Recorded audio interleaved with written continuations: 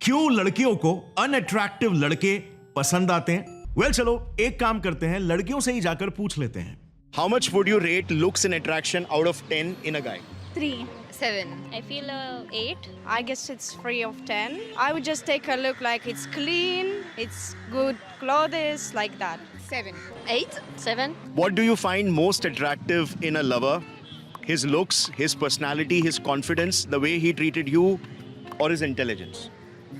The way he treated me. Confidence. His personality. The way he treats me.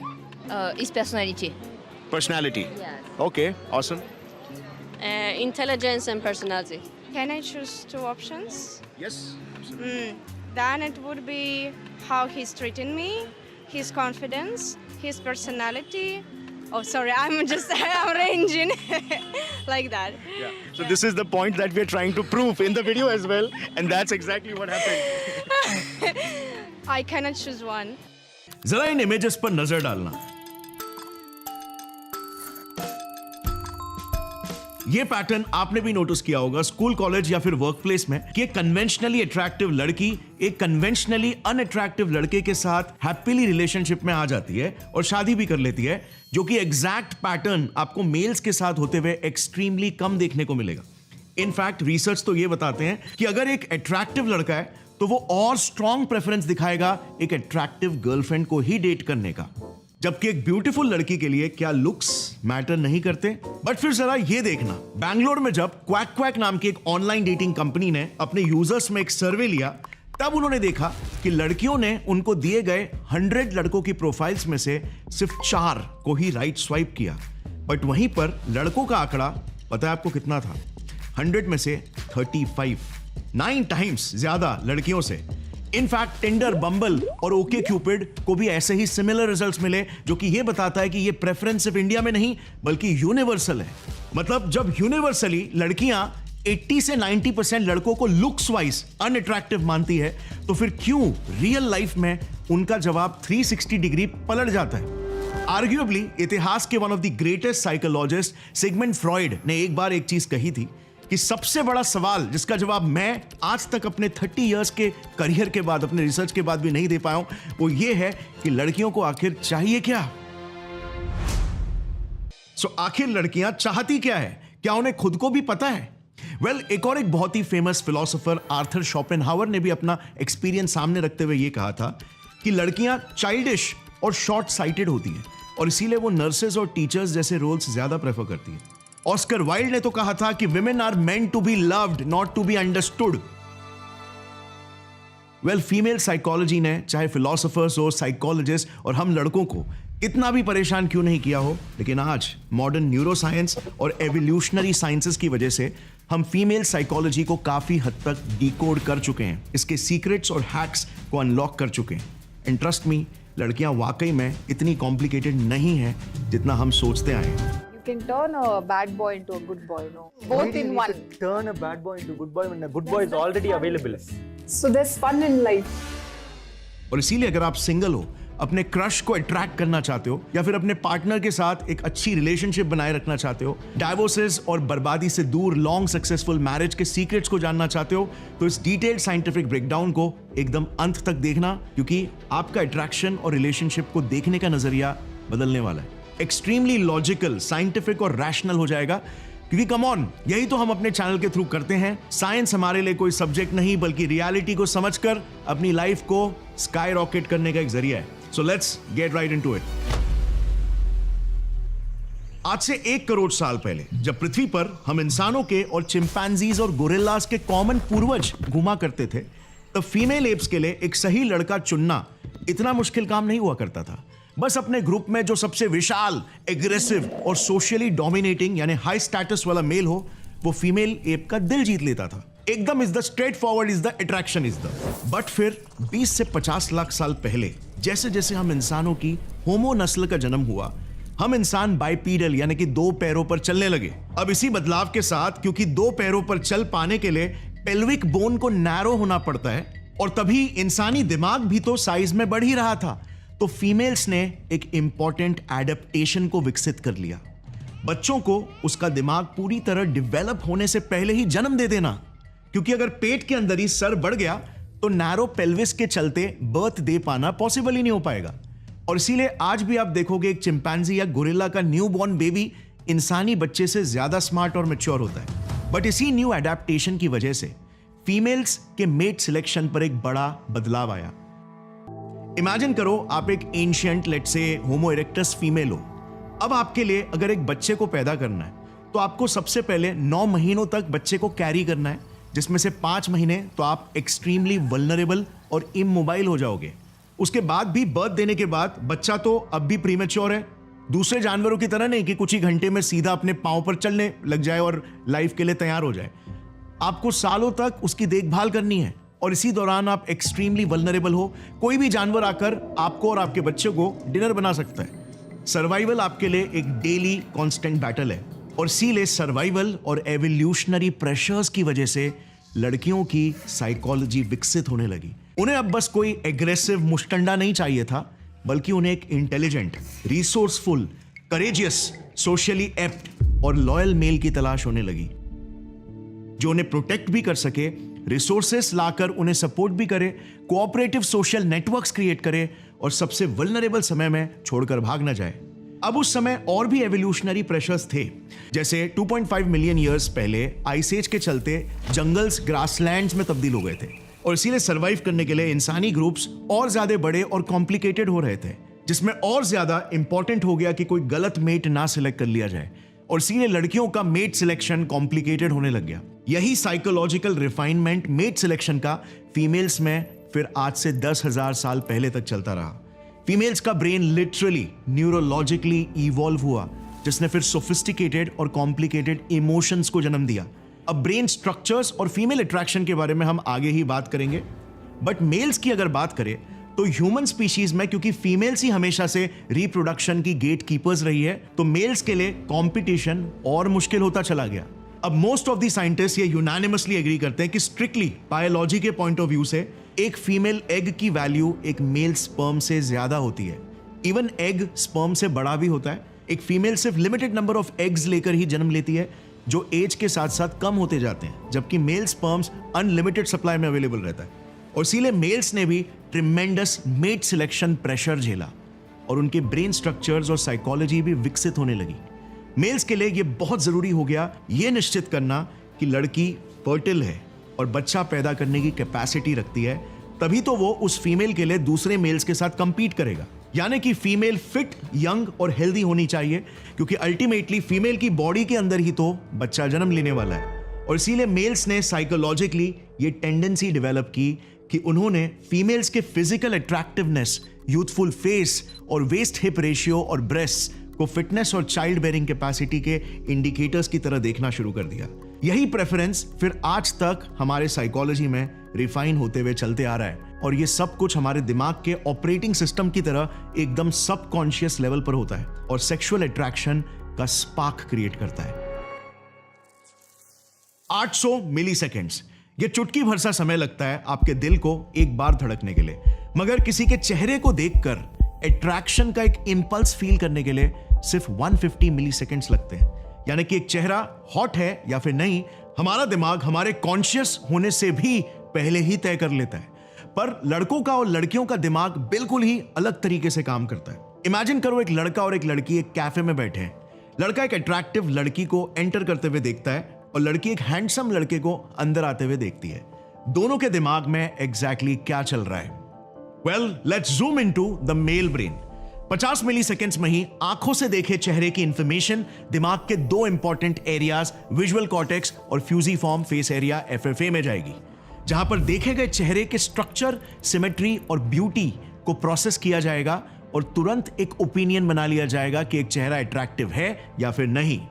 अगर चेहरा attractive रहा तो 100 मिलीसेकेंड्स के ही अंदर लड़के का एमिगडाला फायर करेगा एक्साइटमेंट में और nucleus accumbens pleasure chemical dopamine release करने लगेगा। 150 मिलीसेकेंड्स के अंदर हाइपोथैलेमस भी फायर करने लगेगा और brain sex hormone testosterone release करेगा, उसे वो मैस्कुलिन बूस्ट देने के लिए कि लड़का लड़की को अप्रोच करना कंसिडर कर सके। अब 150 मिलीसेकेंड्स के बाद कहीं जाकर लड़के को कॉन्शियस एहसास होता है अट्रैक्शन के बारे में और अब उसका कॉन्शियस और रैशनल दिमाग किक इन होना स्टार्ट होता है। यहां पर अब प्री फ्रंटल कॉर्टेक्स के एरियाज जैसे मीडियल ऑर्बिटोफ्रंटल कॉर्टेक्स फायर करना स्टार्ट करेगा, जो कि इमोशंस को कंसिडर करके रिवॉर्ड का परसेप्शन क्रिएट करता है और मोटिवेट करता है रिवॉर्ड की तरफ एक्शन लेने के लिए। एट दिस पॉइंट लड़का सोच रहा होगा कि मैं क्या करूं, किसी तरह इंटरैक्शन को स्पार्क करूं या फिर एटलीस्ट इसके नजरों के सामने आऊं। सो एसेंशियली यहां पर हुआ ये कि लड़के के दिमाग ने एक अट्रैक्टिव फेस को इमोशनली प्रोसेस करके एक रिवॉर्ड की तरह परसीव भी किया और उसे परस्यू करने का मोटिवेशन भी क्रिएट हुआ। यह चीज एकदम इंस्टेंटली लार्जली सबकॉन्शियस और इंस्टिंक्टिव होती है एक मेल ब्रेन के लिए, और अट्रैक्शन हाईली विजुअल होता है। अब देखते हैं फीमेल्स के दिमाग में एग्जैक्टली क्या चल रहा है एक अट्रैक्टिव मेल को देखकर। सो देखते ही लड़की के विजुअल कॉर्टेक्स और फ्यूजिफॉर्म फेस एरिया में चेहरा प्रोसेस हुआ। पता चला कि चेहरा अट्रैक्टिव है और एमिगडाला तक ये इंफॉर्मेशन गई। बट ये क्या, मेल ब्रेन की तरह लड़की का एमिगडाला तो इतना ज्यादा एक्साइट ही नहीं हो रहा, बल्कि काइंड ऑफ न्यूट्रल है। न्यूक्लियस एक्कम्बेंस भी इंस्टेंट डोपामीन स्पाइक नहीं क्रिएट कर रहा। लड़की एट दिस पॉइंट ये नोटिस कर रही होगी कि लड़का एस्थेटिक तो है, बट वो अट्रैक्शन, वो डिजायर क्रिएट नहीं हो रहा होगा। जैसे फॉर एग्जाम्पल जब लड़के अगर किसी एस्थेटिक चीज को देखते हैं, जैसे कोई जानवर या फिर कार, तो हम ब्यूटी को अप्रिशिएट जरूर करते हैं, बट हम सेक्सुअली थोड़ी ना उसके तरफ अट्रैक्टेड फील करते हैं। लड़कियां भी कुछ ऐसा ही फील कर रही होगी, मगर उनका अटेंशन उस लड़के पर जरूर जाएगा उसे आगे परखने के लिए। अब एमिगडाला के बाद इंफॉर्मेशन ऑर्बिटोफ्रंटल प्रीफ्रंटल कॉर्टेक्स में जाएगी, जो भी इतना लाइट अप नहीं होगा, इनफैक्ट मेल्स के ब्रेन से 50% से भी कम, और फिर इंफॉर्मेशन वेंट्रोमीडियल प्रीफ्रंटल कॉर्टेक्स तक ट्रैवल करेगी, जो दिमाग का one of the most rational हिस्सा है। यह हिस्सा बेसिकली दिमाग का one of the main decision maker है, क्योंकि इमोशंस और लॉजिक दोनों को कंसिडर करके डिसीजन लेता है। यह हिस्सा अब लड़के को एकदम रैशनली देखकर सोशल और वैल्यू बेस्ड एनालिसिस करने लगता है टू अंडरस्टैंड कि आदमी की एक्चुअल वैल्यू क्या है। इस वक्त लड़की के दिमाग में बस और सवाल ही आ रहे होंगे, जैसे ये आदमी कैसे खड़ा है, क्या ये कॉन्फिडेंट लग रहा है, क्या ये सक्सेसफुल या एक्स्ट्रॉर्डिनरी है, इसके एनर्जी लेवल्स कैसे हैं। बेसिकली और इंफॉर्मेशन निकालने के लिए कि आदमी की पर्सनैलिटी, उसका सोशल स्टेटस और उसका कॉन्फिडेंस कैसा है, यानी कि उसकी एक्चुअल वैल्यू क्या है। फिर यही इंफॉर्मेशन हाइपोथैलेमस और कुछ सोशल सर्किट्स में प्रोसेस होता है, बट कहीं पर भी कोई इंस्टेंट डोपामीन वाला अट्रैक्शन क्रिएट नहीं होता। ब्रेन अब तक डोपामीन को पंप ही नहीं कर रहा होता जिस तरीके से एक लड़के का दिमाग कर रहा है। सो लड़की के पास लड़के के साथ डायरेक्टली मिंगल करने का कोई मोटिवेशन ही नहीं है, जस्ट वेट एंड वॉच वाली स्थिति होती है। और इसीलिए पुराने कुछ सर्विस में भी जब लड़कों से पूछा गया था कि उन्हें अगर कोई लड़की अट्रैक्टिव लगती है तो क्या वो उनके साथ वन नाइट स्टैंड के लिए राजी हो जाएंगे, तो मोस्ट ऑफ दी लड़कों ने हाँ बोला, जबकि लड़कियों के केस में ऑलमोस्ट किसी ने भी हाँ नहीं बोला। If you wanted to have sex, No. No. No, thank you. No. No. No? No, no. अब आई नो इस साइंटिफिक और न्यूरोलॉजिकल एनालिसिस के बाद आपके दिमाग में कई सवाल आ रहे होंगे। वेल, चलो इस चीज को एकदम डेप्थ में समझने के लिए कुछ बहुत ही इंपॉर्टेंट पॉइंट्स पर फोकस करते हैं और एक कंपैरिजन करते हैं, ताकि मेल्स और फीमेल्स के अट्रैक्शन के बीच में डिफरेंसेस के एकदम रूट तक जा सके।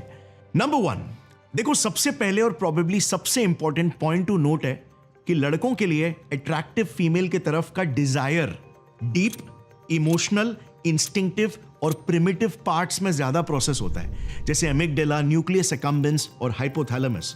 सो इससे यह पता चलता है कि मेल्स के लिए विजुअल अट्रैक्शन सबकॉन्शियस, ज्यादा पावरफुल, इंस्टेंट और इमोशनल होता है। काइंड ऑफ जैसे अगर आपको भूख लगी हो और एक पिज्जा देखते हो तो खाने का मन करता है। यह है डीप डिजायर जो हेवीली डोपामीन रिवॉर्ड्स बेस्ड है। जबकि लड़कियों के केस में यही ब्रेन के एरियाज सिंपली सिर्फ लुक्स के वजह से ना के बराबर ही एक्टिवेट होते हैं। बस सिर्फ मैक्स लड़की का अटेंशन गेन करवाएंगे, जैसे क्यूट सी पेंटिंग, बट वो डीप डिजायर क्रिएट नहीं करेगा। अच्छा, एकदम रेयर केसेस में लड़कियों के लिए भी लुक्स को लेकर एक डीप अट्रैक्शन ट्रिगर हो सकता है, अगर लड़के का अपीयरेंस किसी पास्ट इमोशनल एक्सपीरियंस या मेमोरी से जुड़ा हो, या फिर लड़का कोई फेमस सक्सेसफुल सुपरस्टार हो जो कि लड़की पहले से ही जानती है कि उसकी एक्चुअल वैल्यू क्या है। नंबर 2, लड़कियों का अट्रैक्शन इनिशियली कहीं ज्यादा रैशनल और कैलकुलेटेड होता है, जैसे हमने देखा, लड़कियां लिटरली ब्रेन के वो पार्ट्स ज्यादा यूज करती है जो रैशनल डिसीजन मेकिंग से लिंक्ड है। और ऑब्वियसली ऐसा नहीं है कि इसके पीछे लड़कियों के कोई बैड इंटेंशंस होते हैं। इट्स जस्ट दैट एवोल्यूशन ने उनके दिमाग को ऐसा ही बनाया। लड़कियां लड़के के वैल्यू को रैशनली प्रोसेस करेंगी और लड़के लड़की को ज्यादा इंस्टिंक्टिवली प्रोसेस करेंगे, क्योंकि वंस अगेन हिस्टोरिकली एक मेल के लिए किसी गलत फीमेल के साथ रिप्रोड्यूस करना कोई बड़ा इन्वेस्टमेंट नहीं रहा है, बट एक लड़की के लिए ऑलमोस्ट 4 से 5 साल का इन्वेस्टमेंट रहा है। ऑफ कोर्स फीमेल्स को मेट सिलेक्शन में रैशनल बनना ही पड़ा, जबकि लड़कों की शुरुआत में हालत कुछ ऐसी होती है। दिल तो बच्चा है जी, थोड़ा कच्चा है जी। नंबर 3, अच्छा, लड़के ज्यादा ऑब्जेक्टिव होते हैं, पर लड़कियों के केस में कॉन्टेक्स्ट का एक्सट्रीमली बड़ा रोल होता है। फॉर एग्जाम्पल, अगर एक लड़के को एक अट्रैक्टिव लड़की का फोटो चाहे आप एक मर्सिडीज के सामने दिखाओ या ऑल्टो के, लड़का उस लड़की की अट्रैक्टिवनेस को मोस्टली उतना ही रेट करेगा। जबकि लड़कियों के केस में रिमेंबर, लड़कियों को और ज्यादा इंफॉर्मेशन चाहिए होता है वैल्यू पता करने के लिए, और इसीलिए लड़कियां उस मर्सिडीज वाले इंसान को ज्यादा रेट करेगी। अब उसी फोटो में उस लड़के को मस्त 3 पीस पहना दो, मे बी 2 लड़कियों को उसके जोक्स पर हंसते हुए दिखा दो और पीछे बाउंसर्स लगा दो, तो ये आदमी और ज्यादा अट्रैक्टिव बन जाएगा। बंदा वही है, कॉन्टेक्स्ट बदल गया। देखा पावर ऑफ कॉन्टेक्स्ट। और इसीलिए जो भी लड़के लड़कियों को बिना जेन्युइन रीजन के कोल्ड टेक्स्ट मैसेजेस करते हो फेसबुक या इंस्टाग्राम में, करना बंद कर दो। कॉन्टेक्स्ट में अब बेरोजगार और लफंगे नजर आ रहे हो। नंबर 4, लड़कों का मैक्स फोकस फिजिकल अट्रैक्टिवनेस पर होता है, यानी कि displays of health, fitness, youthfulness और चाइल्ड बेयरिंग कैपेसिटी। पर लड़कियों का फोकस लड़के के बिहेवियर, कॉन्फिडेंस और डिस्प्लेज ऑफ सोशल स्टेटस पर होता है, क्योंकि वंस अगेन लड़कियां लड़कों में इंडिकेटर्स ऑफ स्ट्रेंथ, रिसोर्सफुलनेस और सोशल डोमिनेंस देख रही है। नंबर 5, लड़कों का अट्रैक्शन स्ट्रेट फॉरवर्ड होता है, जबकि लड़कियों का अट्रैक्शन मल्टी लेयर्ड होता है। लुक्स तो बस क्राइटेरिया 1 है, उसके बाद कई इमोशनल और सोशल वैलिडेशन के सारे चेकलिस्ट पूरे करने होते हैं। और इसीलिए अगर एक लड़का पहले दिन पर भले एक लड़की को बिलो एवरेज लगे, बट अगर वही धीरे धीरे दूसरे हाई वैल्यू ट्रेट्स डिस्प्ले करेगा, तो कुछ ही महीनों में वही सेम लड़का एक्सट्रीमली अट्रैक्टिव लगने लगेगा। लड़कियों का अट्रैक्शन स्लो और कॉम्प्लेक्स होता है, जो ओवर अ टाइम बिल्ड होता है, सिमर होता है, जबकि लड़कों का प्रिटी क्विक। लड़के इमेज के पीछे भागते हैं, तो लड़कियां एक्सपीरियंस के पीछे। नंबर 6, एक और एक इंटरेस्टिंग फैक्ट यह है कि लड़कों के केस में इनिशियल अट्रैक्शन में ब्रेन के जो सर्किट्स ट्रिगर होते हैं, ये बहुत ही सिमिलर होते हैं एडिक्शन के सर्किट से भी। यस, रोमांटिक लव में और एडिक्शन में टेक्निकली ज्यादा डिफरेंस नहीं होता, और इसीलिए अक्सर शुरुआती लव में हमें उस इंसान की लत लगने लगती है। यह चीज लड़कियों के साथ शुरुआत में सिर्फ लुक्स के वजह से नहीं होता। नंबर 7, लड़कियों के इनिशियल अट्रैक्शन का स्पार्क उस आदमी की तरफ ज्यादा जाएगा जो कॉन्फिडेंस, स्टेटस, सोशल डोमिनेंस और इंटेलिजेंस को प्रोजेक्ट कर रहा है। बट ये स्पार्क फिर भी उस स्पार्क जो मेल्स को अट्रैक्टिव फीमेल्स को देखकर फील होता है, उससे वीक ही होगा, सिंपली बिकॉज फीमेल्स के रैशनल ब्रेन के हिस्से इनिशियली हमेशा ज्यादा एक्टिवेटेड रहते हैं, स्पेशली वेंट्रोमीडियल प्रीफ्रंटल कॉर्टेक्स का हिस्सा। सो अब आता है सबसे इंपॉर्टेंट सवाल, तो क्या लड़कियां न्यूरोलॉजिकली स्पीकिंग कभी भी वो डीप इमोशनल प्रिमिटिव अट्रैक्शन एक लड़के के लिए फील नहीं करती क्या, जैसे एक लड़का अपने ब्रेन में फील करता है? क्या लड़कियां हमेशा एक्सट्रीमली रैशनल और एक्सट्रीमली प्रैक्टिकली रहती है? तो फिर कैसे लड़कियां गलत इंसान के लिए फंस जाती है, ब्रेकअप के बाद डिप्रेस्ड हो जाती है और कुछ तो इवन सुसाइड भी कंसिडर करती है? 4 बार ब्रेकअप हो चुका है हमारा, पर फिर घूम कर उसी के पास फिर चली जाती हूँ। पता नहीं, it's like I never learn. देखो, लड़कियों का अट्रैक्शन शुरुआत में ज्यादा रैशनल और कैलकुलेटिव जरूर होता है, लेकिन एक पॉइंट के बाद उसका नेचर बदलने लगता है। धीरे धीरे जैसे एक लड़का लड़की के करीब आता है और लड़की उसमें मैस्कुलिन और high value traits, strength based behavioural qualities जैसे एम्बिशन, कॉन्फिडेंस, करेज, डिसाइसिवनेस, इमोशनल मैच्योरिटी देखती है, उसे उसमें पोटेंशियल दिखता है, कनेक्शन फील होता है और रिलेशन का कोई फ्यूचर दिखता है, तो धीरे धीरे लड़की के दिमाग के इमोशनल एरियाज जैसे amygdala, nucleus accumbens, ventral tegmental area etcetera activate होने लगते हैं। ये अब डोपामीन स्पाइक्स क्रिएट करने लगते हैं जब भी लड़की उस लड़के के बारे में सोचे, उसे देखे, उसकी आवाज सुने या उसके साथ टाइम स्पेंड करे। तो ग्रेजुअली समय के साथ साथ अब लड़की वही डीप इमोशनल अट्रैक्शन फील करने लगती है जो लड़का इनिशियली ही फील कर रहा था। और इसके बाद एक इंटरेस्टिंग चीज होती है, लड़की के दिमाग के जो रैशनल हिस्से हैं ना, प्रीफ्रंटल कॉर्टेक्स के हिस्से, वो अब धीरे धीरे करके कम एक्टिवेट होने लगते हैं। लड़की का ट्रस्ट, फीलिंग ऑफ सिक्योरिटी और लव अब बढ़ने लगता है। यही वो एग्जैक्ट समय होता है जब लड़की प्यार में पागल होने लगती है, इरैशनल फील करने लगती है। उसे 10 लोग अगर बोले कि लड़का सही नहीं है तो भी उसे समझ में नहीं आता, और अगर लड़का लड़की के साथ सिर्फ खेल रहा होगा तो उसे बहुत ज्यादा हर्ट होगा। तो लड़कियां भी इंसान ही है यार, और इसीलिए 100% रैशनल नहीं होती। उनका दिमाग भी गलत लड़के पर ट्रस्ट करने की गलती कर सकता है। ये यूजुअली यंग लड़कियों के साथ ज्यादा होता है। जैसे यंग लड़कियां बैड बॉयज के मैस्कुलिन ट्रेट्स जैसे कॉन्फिडेंस, करेज और I don't give a attitude से अट्रैक्ट हो जाती है, मगर बाद में पता चलता है कि रिलेशन में तो मैच्योरिटी नहीं है और इसीलिए वो लॉन्ग टर्म तक टिक ही नहीं सकता। अच्छा, यहाँ पर एक important note, long term relation के लिए लड़कियों का deep emotional attraction feeling of security, trust, emotional connection और अंडरस्टैंडिंग पर बेस्ड होता है। सो ऐसा कहना कि लड़कियां सुपरफिशियल होती है बिल्कुल ही गलत होगा। तो सॉरी रेड पिल और black pill guys, but neuroscience kind of यही कह रही है। और इसीलिए होपफुली अब आपको जवाब मिल गया होगा कि लड़कियां क्यों टिपिकली अनअट्रैक्टिव दिखने वाले लड़कों से भी अट्रैक्ट हो जाती है, क्योंकि उनके लिए लुक्स बहुत ही सेकेंडरी है। इवन वो भी कुछ लड़कियां जो गुड लुक्स को टॉप प्रायोरिटी भी बताती है, उनके लिए भी लुक्स एक रैशनल प्रेफरेंस होता है, डीप इमोशनल अट्रैक्शन नहीं। जैसे फॉर एग्जाम्पल, अगर आप एक एक्ट्रेस हो तो आप पर एक प्रेशर है कि आप एक गुड लुकिंग एक्टर से ही शादी करो, क्योंकि आपके करियर में बेहतर अपॉर्चुनिटीज क्रिएट हो सकते हैं।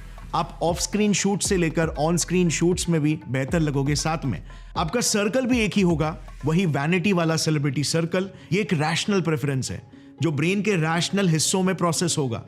बट लड़कों को लगता है कि यार देखो, लड़का गुड लुकिंग है इसीलिए उसे गुड लुकिंग लड़की पसंद की। इवन बॉलीवुड और हॉलीवुड ने भी इस मिथ को आगे बढ़ाने में काफी बड़ा रोल प्ले किया है। हर गुड लुकिंग एक्ट्रेस के साथ एक गुड लुकिंग मेल एक्टर ही होता है। तो लड़के इसी चीज को एक नॉर्म समझ लेते हैं कि लड़कियां तो यार उसी तरीके से लुक्स को बहुत ज्यादा प्रायोरिटी देती है जिस तरीके से लड़के देते हैं। But attraction is not just about beauty, it's about what the brain values, it's about meaning. जो मीनिंग शायद आप नहीं समझते, बट आपकी बायोलॉजी और साइकोलॉजी बहुत अच्छे से समझती है, क्योंकि एवोल्यूशन की गूंजें इनमें अब तक ताजा है। मर्दों ने पहाड़ों को कॉन्कर किया, एम्पायर्स खड़े किए और चांद तक अपने झंडे गाड़े, जस्ट सो दैट उन्हें देखा जा सके, चुना जा सके और उनसे भी प्यार किया जा सके।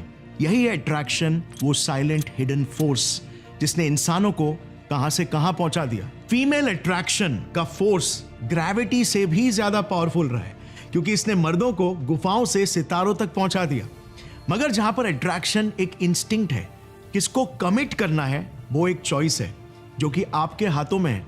Men are drawn to what they see and women are drawn to what they feel.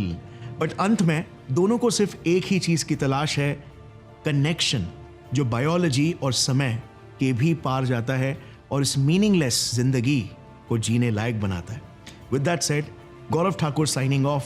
जय हिंद। अच्छा, before we end, I realize कि आप में से कई लोग इस वीडियो से एग्री करेंगे, बट कुछ को ऐसे भी सवाल आ रहे होंगे कि मैं तो इससे रिलेट ही नहीं कर पा रहा। मैंने तो मेरी लाइफ में यही देखा है कि सारे की सारी अट्रैक्टिव लड़कियां तो गुड लुक्स वाले लड़कों के ही पीछे भागती है। तो देखो, ये आपने मोस्टली स्कूल्स और कॉलेजेस में ही देखा होगा। इसके पीछे रीजंस ये है कि स्कूल्स और कॉलेजेस में आपने देखा होगा जो लड़के यूजुअली गुड लुकिंग होते हैं वो ज्यादा कॉन्फिडेंट भी होते हैं, जिस वजह से वो पॉपुलर भी होते हैं। उनमें एक ओनिंग माई सेल्फ और सेल्फ वैलिडेशन वाला एटीट्यूड होता है, जो एटीट्यूड एक्चुअल में लड़कियों को अट्रैक्ट करता है। और इसीलिए तो इसी दौरान कुछ लड़कियां बैड बॉय एटीट्यूड वाले लड़कों से भी अट्रैक्ट हो जाती है जो कॉन्फिडेंस को एक्स्यूड करते हैं। अब वो बात अलग है कि कुछ लड़के एक्चुअल में कॉन्फिडेंट होते हैं बट कुछ सिर्फ फेक कर रहे होते हैं। कुछ यंग लड़कियां फेक के लिए फंस जरूर जाती है, बट ओवर टाइम वो रियल और फेक में फर्क पहचानना भी सीख जाती है। एक्सट्रीमली रेयरली आप देखोगे एक good looking but insecure, self doubting, नजरें चुराने वाला, अलूफ रहने वाला लड़का किसी अट्रैक्टिव लड़की को डेट कर रहा होगा। बट लड़कों के केस में ये ट्रेट्स काफी मेल्स को फीमेल्स में पसंद आएंगे, क्योंकि ये सबमिसिव नेचर को दर्शाते हैं। लाइफ में भी ऐसा ही होता है ना, गुड लुकिंग लोग यूजुअली ज्यादा कॉन्फिडेंट होते हैं। जो कॉन्फिडेंस उन्हें अट्रैक्टिव बनाता है। So this is good news, right? लड़कों को अपने लुक्स के ऊपर ऑब्सेस करने की कोई जरूरत नहीं है, बल्कि अपने सेल्फ वर्थ पर ऑब्सेस करना चाहिए। जो चीज डेवलप करना हमारे हाथों में है, लुक्स हमारे हाथों में थोड़ी ना है। दूसरी चीज, ऐसा नहीं है कि लड़कियां लुक्स को लिटरली जीरो वैल्यू देती है। मैंने पहले भी यही कहा कि लुक्स बस एक क्राइटेरिया है जो इजीली दूसरे इंपॉर्टेंट क्राइटेरिया से ओवरराइड हो जाता है। पहली नजर में या शॉर्ट टर्म डेटिंग कॉन्टेक्स्ट में मे बी लड़की के लिए लुक्स थोड़ा सा ज्यादा रोल प्ले करेगा, बिकॉज लड़के के बारे में और कोई इन्फॉर्मेशन ही नहीं है। सो काइंड ऑफ लाइक, मान लो आप किसी लाइब्रेरी में गए हो, वहां पे आपको बहुत सारे बुक्स दिख रहे हैं, बट आपको किसी भी बुक का एक्चुअल कंटेंट नहीं मालूम, तो आप उसके कवर के बेसिस पर ही उसे जज करोगे ना। जिसका कवर अट्रैक्टिव लगेगा आप उसे वैसे ही जज करोगे। बट इसका मतलब तो ये नहीं है कि उसका कवर आपके सिलेक्शन के पीछे नंबर 1 इंपॉर्टेंट क्राइटेरिया है, राइट? जस्ट बिकॉज आपके पास और इंफॉर्मेशन ही नहीं है उस बुक के बारे में, सो उसके कवर के बेसिस पर ही आप उसे चूज करते हो। अब हाँ, अगर लड़की के पास 2 एकदम इक्वल ऑप्शंस है तो वो गुड लुकिंग लड़के को प्रेफर करेगी, all things being equal. But life में कभी भी 2 लड़के एग्जैक्टली सेम पर्सनालिटी ट्रेट्स और सोशल वैल्यू के हो ही नहीं सकते, और इसीलिए लुक्स दूसरे बेटर क्वालिटीज से इजीली ओवरराइड हो जाता है। मगर अट्रैक्टिव मेल्स के लिए फीमेल्स में लुक्स को इजीली ओवरराइड करना एक्सट्रीमली मुश्किल होता है, क्योंकि एक डीप साइकोलॉजिकल इमोशनल अट्रैक्शन का ट्रिगर है जो फर्टिलिटी दर्शाता है। Once again, before we end, evolutionary psychology के हिसाब से गर्ल्स गाइस से स्ट्रेंथ, सिक्योरिटी, कनेक्शन और रिसोर्सेज ज्यादा एक्सपेक्ट कर रही है, और गाइस गर्ल्स से फर्टिलिटी और नर्चरिंग फेमिनिन ट्रेट्स। ये किसी का ओपिनियन नहीं है, बल्कि ब्रेन स्कैन्स भी इसी तरफ इशारा कर रहे हैं। सो इस न्यू साइंटिफिक नॉलेज को यूज करके अपनी लाइफ और रिलेशनशिप्स को एम्पावर जरूर करना। सी यू सून।